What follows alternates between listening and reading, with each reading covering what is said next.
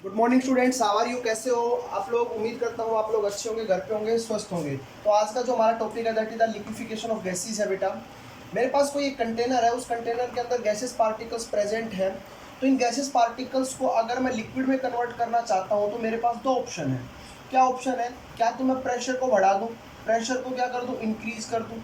दूसरा, मैं टेम्परेचर को क्या कर दूँ बेटा, कम कर दूँ, टेम्परेचर को डिक्रीज कर दूँ। प्रेशर को बढ़ा दो और टेम्परेचर को डिक्रीज कर दो तो कोई भी गैसेस पार्टिकल्स है वो हमारे पास किस में कन्वर्ट हो जाता है बेटा, लिक्विड में। या और मैं दोनों प्रोसेस को साइमल्टेनियसली अपीयर कर दूँ, एक साथ अपीयर कर देता हूँ, तो आप लोग देखोगे कि इस प्रकार से आप लोगों की गैस किस में कन्वर्ट हो जाती है बेटा, लिक्विड में। कुछ गैसेज ऐसी है जैसे CO2 है, अमोनिया है और आपकी SO2 गैस है। ये जो गैसेज है बेटा, आप लोग अगर इनको लिक्विफाई करना चाहते हो तो आप लोग क्या तो इनका प्रेशर कम कर दो, प्रेशर को इंक्रीज कर दो, या टेम्परेचर को बढ़ा दो या घटा दो, या दोनों इफेक्ट, बोथ इफेक्ट साथ अप्लाई कर दो, तो ये गैस इजीली क्या हो जाएंगी, लिक्विफाई हो जाएंगी। कुछ गैसेज ऐसी भी हैं जो बेटा आप लोग देखो कितना भी प्रेशर अप्लाई कर लो वो गैस लिक्विफाई नहीं होती है। तो जो गैस इजीली लिक्विफाई नहीं होती बेटा, उन गैसेज को हम परमानेंट गैसेज बोलते हैं। जैसे अपने पास हाइड्रोजन हो गई, ऑक्सीजन हो गई, नाइट्रोजन होगी, ये गैसेज अपने पास परमानेंट गैसेज कहलाती है। क्लियर?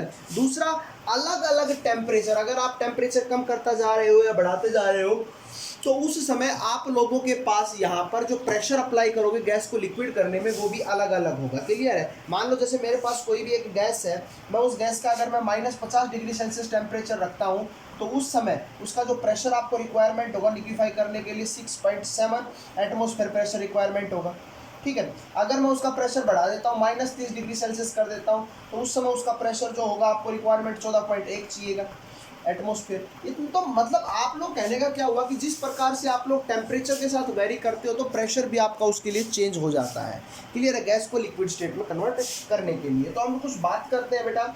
एक कोई पर्टिकुलर टेम्परेचर होता है, एक कोई भी पर्टिकुलर टेम्परेचर होता है किसी भी गैस का, और उस टेम्परेचर के आ जाने के बाद अगर आप टेम्परेचर को और ज़्यादा बढ़ाते हो तो उसके बाद गैस लिक्विफाई नहीं होती है। और अगर जिस टेम्परेचर के बाद गैस लिक्विफाई नहीं होती है उस टेम्परेचर को बेटा हम लोग क्रिटिकल टेम्परेचर बोलते हैं। कौन सा टेम्परेचर बोलते हैं? Critical temperature. तो एक मान लो मेरे पास कोई गैस है और वो गैस 20 डिग्री सेल्सियस टेम्परेचर तक लिक्विड में कन्वर्ट हो सकती है, लेकिन अगर आपने 21 डिग्री सेल्सियस टेम्परेचर दिया तो वो गैस लिक्विड में कन्वर्ट नहीं होगी। तो यहाँ पर आप लोगों का 20 डिग्री सेल्सियस क्रिटिकल टेम्परेचर कहलाएगा। ठीक है बेटा? तो इसके बाद आप लोग कितना टेम्परेचर बढ़ाते हो तो उसके बाद वो गैस लिक्विड स्टेट में कन्वर्ट नहीं होगी। तो लिक्विड स्टेट में कन्वर्ट नहीं होगी तो हम लोग कह सकते हैं कि वो हमारा क्या होगा बेटा, क्रिटिकल टेम्परेचर होगा। तो उस गैस को लिक्विफाई कैसे करेंगे? तो फर्स्टली उस गैस को हम लोगों को क्या करना पड़ेगा, कूल डाउन करना पड़ेगा, ठंडा करना पड़ेगा, उसके टेम्परेचर को नीचे लेके आना पड़ेगा। और टेम्परेचर को नीचे लेके आने के बाद फिर आप उसके ऊपर क्या अप्लाई करोगे, प्रेशर अप्लाई करोगे, तब जाके वो गैस क्या होगी, हमारी लिक्विफाई होगी। तो इस बात की एक्सप्लेनेशन की CO2 गैस का एक एग्जाम्पल या एंड्रयूज आइसोथर्मिक एग्जाम्पल हम लोग करते हैं। बेटा मेरे पास एक ग्राफ है और मैंने ये graph pressure versus volume plot किया। मेरे पास एक CO2 गैस है, ये A पॉइंट पर, इस समय इसका वॉल्यूम सबसे ज़्यादा मैक्सिमम वॉल्यूम है। तो गैस का वॉल्यूम आप लोगों को पता है ज़्यादा होता है। तो जैसे जैसे मैं वॉल्यूम को क्या करता हूँ, कम करता हूँ, प्रेशर को बढ़ाता हूँ, प्रेशर बढ़ाऊंगा तो वॉल्यूम क्या होगा बेटा, कम होगा। तो एक पॉइंट ऐसा आएगा जहाँ पर वॉल्यूम क्या होगा बेटा, कम हो गया। अब वॉल्यूम कम हो गया तो उसके बाद आप लोगों का प्रेशर बढ़ता हुआ जा रहा है, वॉल्यूम कम होता जा रहा है। तो ये पॉइंट एक आएगा B पॉइंट। इस B पॉइंट के ऊपर आपकी गैस लिक्विड में स्टार्ट होना स्टार्ट हो जाएगी। किसमें कन्वर्ट होना स्टार्ट हो जाएगी बेटा, बताइए? लिक्विड में कन्वर्ट होना स्टार्ट हो जाएगी। समझ में आप लोगों को? बिल्कुल स्ट्रेट लाइन आती है, ये लिक्विड में कन्वर्ट होना स्टार्ट हो जाएगी। समझ में आया? और एक पॉइंट आएगा फिर C, और C के बाद कंटिन्यूसली। तो यहाँ पर जो वॉल्यूम का चेंज हो रहा है वो क्या हो रहा है बेटा, एकदम से लार्ज चेंज हो रहा है। बोलो क्या हो रहा है, लार्ज चेंज हो रहा है वॉल्यूम का यहाँ पर। लेकिन यहाँ पर वॉल्यूम का लार्ज चेंज नहीं हुआ क्योंकि यहाँ पर बेटा आपका क्या था, गैस और लिक्विड थे इक्विलिब्रियम में। यहाँ पर ओनली गैस थी और यहाँ पर आपका लिक्विड है। तो लिक्विड क्या होते हैं, लेस कंप्रेसिबल होते हैं, तो उनके वॉल्यूम में इतना चेंज नहीं आएगा। समझ में आप लोगों को बात? और ये डी पॉइंट। अब मैं क्या करता हूँ बेटा, एक दूसरा पॉइंट लेता हूँ, एक गैस, ये मैंने पूरा जो ग्राफ प्लॉट किया है, ये टेम्परेचर मैंने लिया था 13.1 डिग्री सेल्सियस। इस टेम्परेचर के ऊपर ये बात की। दूसरा, मैंने टेम्परेचर को अब की बार बढ़ाया उसी गैस के लिए, और टेम्परेचर मैंने लिया बेटा 21.5 डिग्री सेल्सियस। तो उस समय बेटा ई पॉइंट था, ई पॉइंट में हमारे पास गैस थी। गैस के बाद एक पॉइंट आया जहाँ पर ये लिक्विड में कन्वर्ट होना स्टार्ट होंगी, और उसके बाद किस में कन्वर्ट हो जाएंगे बेटा, बताओ? अरे बोलो भाई, किस में कन्वर्ट हो जाएंगी? लिक्विड में कन्वर्ट हो जाएंगी।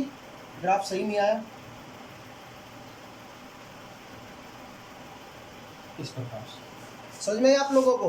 अब तीसरा आप लोगों के यहाँ पर गैस और लिक्विड इक्विलिब्रियम में है, यहाँ पर गैस है और यहाँ पर किसमें बेटा, लिक्विड में। इसको F पॉइंट मान लेता हूँ, इसको G, इसको H। बोलो क्लियर आप लोगों को।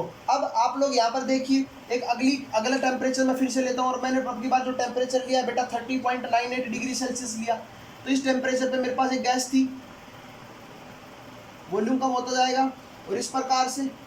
तो यहाँ पर वो किस में थी, गैस में। यहाँ पर इस पॉइंट पे किस में कन्वर्ट हुई, लिक्विड में। और यहाँ पर सारा ही क्या रहेगा, लिक्विड। तो लिक्विड और गैस यहाँ पर किस में रहेगा, इक्विलिब्रियम में रहेगा।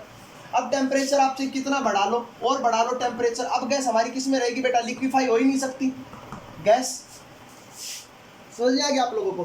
तो एक ऐसा टेम्परेचर था, ये टेम्परेचर था 30.9 डिग्री सेल्सियस, जहां पर गैस लिक्विड के अंदर कन्वर्ट हो रही थी, ठीक है। और लिक्विड के अंदर कन्वर्ट होने के बाद आप लोगों का क्या हो रहा था बेटा, ये जो टेम्परेचर कहलाएगा ये आपका क्रिटिकल टेम्परेचर कहलाएगा, प्रेशर आपका क्रिटिकल प्रेशर कहलाएगा, और इस समय जो वॉल्यूम होगा वो आपका क्रिटिकल वॉल्यूम कहलाएगा। बोलो क्रिटिकल वॉल्यूम कहलाएगा ना। तो इस प्रकार से आप लोगों के पास एक ऐसा टेम्परेचर जिसके बाद कोई भी गैस लिक्विड स्टेट में कन्वर्ट नहीं होती, वो हमारा क्रिटिकल टेम्परेचर कहलाता है। एक होती है बेटा कंटिन्यूटी ऑफ स्टेट। अब देखो, अगर आप लोग क्या करते हो, स्टेट गैस की गैस भी रखोगे और लिक्विड में, मतलब बीच में आप लोग कोई भी स्टेट का चेंज नहीं करोगे, पूरी प्रोसेस के अंदर स्टेट चेंज रहेगी अपनी पूरी, मतलब चेंज नहीं, कॉन्स्टेंट रहेगी स्टेट। तो इधर गैस है, अगर मैं यहाँ से यहाँ तक जाता हूँ तो किस फॉर्म में जाऊँगा बेटा, गैसेस की फॉर्म में। यहाँ सारे गैस ही पार्टिकल्स हैं, कितना भी टेम्परेचर बढ़ा लो। उसके बाद आप लोग क्या करते हो, आप लोग एक पर्टिकुलर प्रेशर के ऊपर जाकर देखते हो, तो इस पॉइंट पर आप लोग देखोगे तो आप लोगों का ये किसकी फॉर्म में मिलेगा बेटा, यहाँ पर लिक्विड। तो आप लोग गैस से लिक्विड के अंदर चले गए, लेकिन आपकी जो स्टेट रही वो भी क्या रही, स्टेट कॉन्स्टेंट रही। तो बेटा इस प्रोसेस को अगर हम इधर से मूव करते हैं, गैसेस पार्टिकल्स को इतना टेम्परेचर बढ़ाने के बाद कांस्टेंट रखते हैं और इतना प्रेशर अप्लाई करते हैं, तो आप लोगों की गैस क्या हो जाएगी बेटा, कांस्टेंट रहेगी, स्टेट कांस्टेंट रहेगी और लिक्विड में भी कन्वर्ट हो जाएगी। तो इस प्रोसेस को बेटा जो यहाँ से यहाँ तक गई, इसको हम बोलते हैं कंटिन्यूटी ऑफ स्टेट। क्लियर आप लोगों को। तो इस प्रकार से आप लोगों के सामने छोटी सी एक रिएक्शंस थी जो मैंने आप लोगों के साथ बात की। तो इस प्रकार से आप लोगों को ध्यान रखना है। एक बता डिफरेंस बिटवीन वेपर और गैस क्या होता है। वेपर्स बेटा आप लोगों को रूम टेम्परेचर पर लिक्विड स्टेट में मिलेंगे, और बेटा गैस आपको जो अपने पास रूम टेम्परेचर उसके ऊपर कौन सी फॉर्म में मिलती है, गैसियस की फॉर्म में मिलती है, गैस की फॉर्म में मिलती है।